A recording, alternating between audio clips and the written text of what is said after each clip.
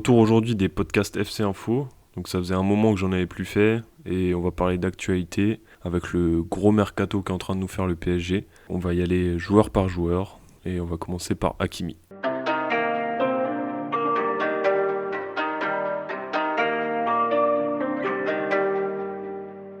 Donc Achraf Hakimi qui vient de l'Inter pour 60 millions, c'est la recrue que j'attends le plus en fait. Étant latéral moi-même et tant cette place de latéral droit était sinistrée au Paris Saint-Germain.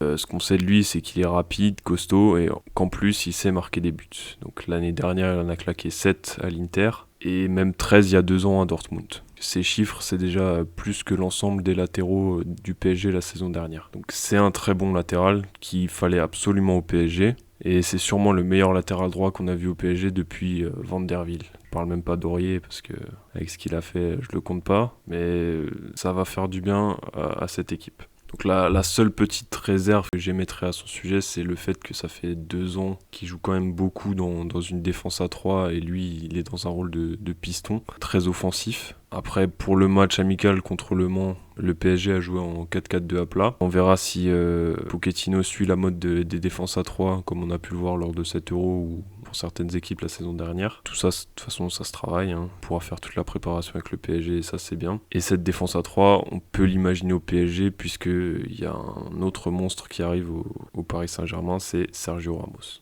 Sergio Ramos, c'est ce qui a vraiment besoin de le présenter. Donc l'ancien capitaine du Real, qui est désormais, et ça fait bizarre de le dire et même de le voir avec un maillot du PSG, il est bien à Paris, quoi. Donc la question qu'on peut se poser, c'est est-ce que ça va modifier la hiérarchie ou justement est-ce que ça va changer le système de jeu? Parce que Marquinhos Kipembe, c'est quand même très solide, qu'on ne sait pas trop ce qui va se passer. Mais c'est déjà sûr qu'il va apporter son expérience à Marquinhos et Kipembe. Marquinhos, je pense pour moi, il n'y aura pas de doute qu'il restera le patron. Ramos pourra lui apporter le vice que le Brésilien n'a pas, quoi. Il a toujours la rage, la hargne, mais il lui manque peut-être un peu de vice à Marquinhos. Une défense Ramos, Kipembe et Marquinhos, c'est sûr que ça claque. Après, qui est-ce que tu as derrière? Kehrer, Diallo. Il y a le jeune El Shaddai qui est très prometteur, mais le lancer comme ça tout de suite, ça me paraît compliqué. Une des choses importantes sur ce transfert, c'est qu'il vient gratuit. Alors, quand je dis gratuit, bien sûr, je compte pas les primes à la signature et tout ce qui se passe autour. Mais le PSG n'aura pas déboursé un seul euro au Real de Madrid. C'était une bonne opportunité, il a l'air encore fit, même s'il a été blessé une grande partie de la saison dernière. Si le PSG l'avait pas fait, on aurait dit que ça aurait été bête. Et là, comme ils le font, on se demande pourquoi il vient. Donc à voir, c'est un super joueur, il n'y a pas de débat là-dessus, et on verra bien ce qu'il pourra apporter cette saison. On va parler maintenant de Jorginho Wijnaldum, qui arrive lui aussi gratuit en fin de contrat de Liverpool, donc qui était titulaire à Liverpool la saison dernière et qui fait environ 50 matchs par an depuis 2017. C'est un milieu physique qui marque, ça manque ça au PSG quand on voit par exemple Verratti qui claque un but tous les 3 ans. Et là aussi, il sort d'un plutôt bon euro des matchs que j'ai pu voir. Et bon, s'il fait 50 matchs à Liverpool avec Klopp, c'est qu'il est balèze. Il saura trouver sa place dans un milieu, à voir si c'est un milieu à 2 ou à 3. Un milieu Wijnaldum, Verratti, Paredes ou Gay, ça peut être très solide. On va encore attendre de voir quel système Pochettino voudra mettre en place. Voilà maintenant le dernier arrivé en date, donc Gigio Donnarumma, donc, qui nous vient du Milan AC en fin de contrat. Mais le PSG a Keylor Navas qui sort de 2 saisons incroyables en fait. C'est lui le vrai taulier, le vrai patron. C'est sûr que l'arrivée de ce monstre qui vient de gagner l'Euro en étant très performant, ça doit pas lui plaire, c'est sûr. Mais c'est une opportunité à prendre comme Ramos ou comme Wijnaldum.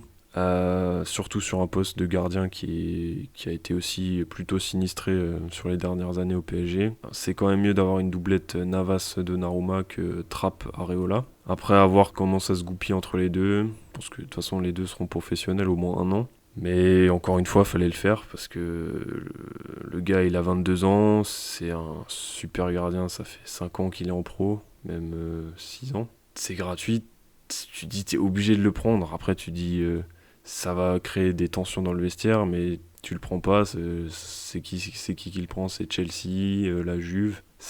Voilà, il fallait le faire. il fallait le faire pour le PSG, selon moi. Alors il y a plein de questions qui restent en suspens bien sûr, et le cas le plus épineux je pense que c'est celui d'Mbappé. Est-ce qu'il prolongera ou pas? Lui qui voulait des renforts au mercato, et il voulait faire son directeur sportif, ben là il est quand même bien servi, hein. Et en plus on parle d'autres grands noms qui pourraient arriver. Après dans sa tête franchement je pense qu'il veut partir au Real, sinon il aurait déjà prolongé depuis 6 mois voire plus, hein. Ça fait 1 an, 2 ans qu'on parle de cette prolongation. Sans le Covid il serait parti l'été dernier c'est sûr. Le Real aurait eu les ronds pour l'acheter. Mais aujourd'hui, c'est plus le cas en fait. Je pense qu'il y a très peu de clubs, à part Chelsea ou d'autres clubs anglais, qui peuvent mettre 150 patates sur un joueur. Mais lui, j'ai l'impression qu'il veut que le Real, enfin de ce qu'on entend, de ce qu'on lit. Il veut aller au Real de Madrid depuis qu'il est tout petit. Mais ça m'a l'air assez peu probable que ça se fasse cet été.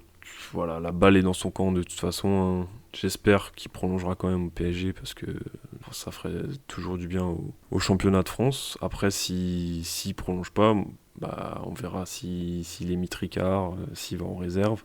Mais je pense que ça serait mieux pour lui qu'il prolonge. Ça lui éviterait beaucoup de soucis et il pourra partir l'an prochain parce que de toute façon, on sait qu'il va pas faire toute sa carrière au PSG vu comment il agit.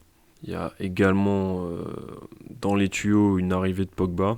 Encore une fois, ça sera un énorme coup de ce mercato, parce que c'est quand même un joueur exceptionnel. On a pu le voir à l'Euro sur certaines phases de match. Après, il se déconcentre, hein. C'est lui qui perd le ballon contre la Suisse, qui amène l'égalisation des Helvètes. Et il est également souvent blessé, et ça va coûter très cher au PSG. Donc les milieux blessés au PSG, on les connaît, même s'il est très talentueux. Il y en a déjà un avec Marco Verratti. Selon moi, c'est pas la meilleure idée.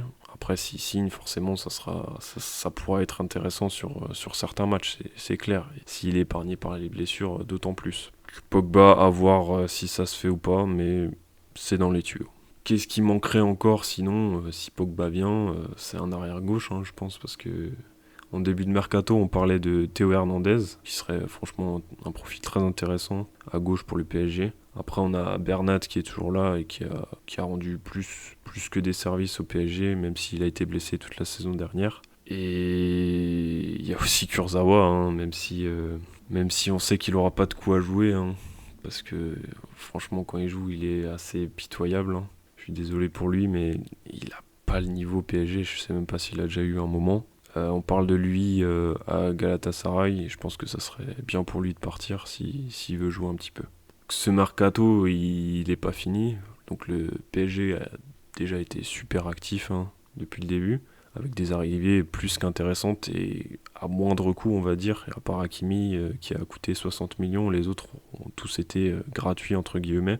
Voilà, maintenant il faut penser à vendre. Je pense qu'il y a des joueurs qui doivent partir. Et ça, le PSG, il a beaucoup de mal à vendre. Après, Mitchell Bakker est parti pour environ 10 millions à Leverkusen. Donc ça, c'est très intéressant pour un joueur qui est arrivé pour pas grand-chose. Après, il va falloir dégraisser au milieu et surtout des joueurs qui ont perdu le mojo, quoi. Comme Draxler par exemple ou Herrera qui se blesse tout le temps. Et Sarabia qui a été très intéressant à 7 euros mais qui a fait une saison assez moyenne.